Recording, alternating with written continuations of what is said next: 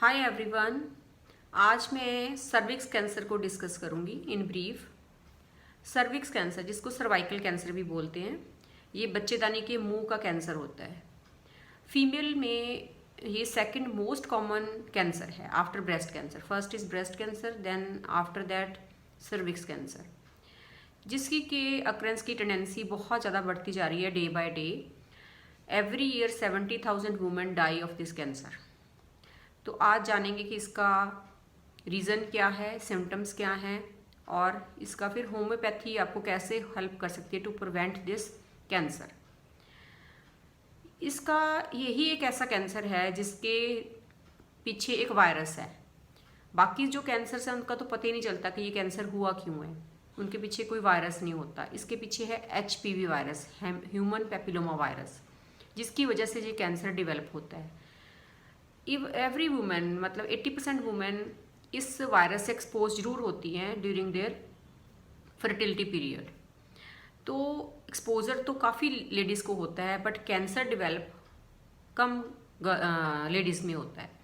तो उसके पीछे रीज़न क्या है, ये कैंसर क्यों, ये कन्वर्ट क्यों हो जाता है। मतलब ये ह्यूमन पेपिलोमा वायरस को काफ़ी ईयर्स लग जाते हैं, sometimes 5 to 6 years, sometimes 10 to 15 years to develop into cancer, to cause cancer of cervix. ये वहीं साइलेंट पड़ा रहता है, बट अगर ये अपना इस सेल्स को डेड करना शुरू कर दे और उनकी डिस्ट्रक्शन शुरू कर दे तो ये कैंसर कॉज कर सकता है। तो इसका रीज़न है, सबसे बड़ा जो रीज़न है, स्मोकिंग। अगर कुछ लेडीज स्मोक करती हैं, जहाँ इनडायरेक्टली स्मोक को एक्सपोजर होता है उनकी बॉडी, तो ये कैंसर हो सकता है। सेकंड है अर्ली मैरिजेस, अर्ली एज में मैरिज होगी, मल्टीपल प्रेगनेंसीज होगी, मल्टीपल पार्टनर्स हो गए, उसकी वजह से है। और लो इम्यून सिस्टम, सबसे बड़ा रीज़न है इम्यूनिटी पेशेंट की लो होना।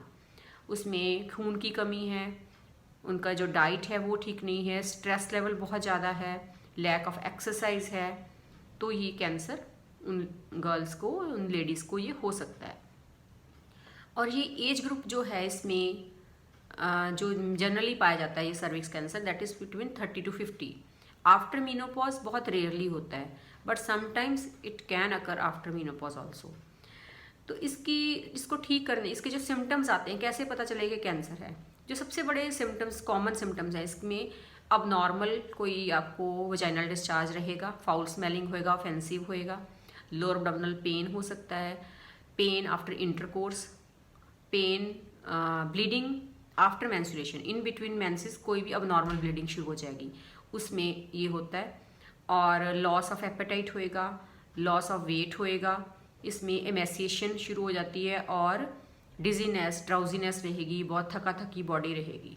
तो उस केस में ये सारे सिम्टम्स आते हैं। तो अगर ऐसे सिम्टम्स हों तो हमें इसके टेस्ट करवाने चाहिए। ये बहुत ईजिली डायग्नोज हो जाता है। सबसे जो कॉमन टेस्ट है और बहुत ही इजी टेस्ट है, दैट इज़ पैप्समियर। पैप्समियर करवाना चाहिए। अगर पैप्समियर में कुछ आता है तो ठीक है, अदरवाइज बायोप्सी और MRI स्कैन, वो उसके थ्रू ये प्रॉपर कंफर्म हो जाता है कि ये कैंसर है या नहीं है।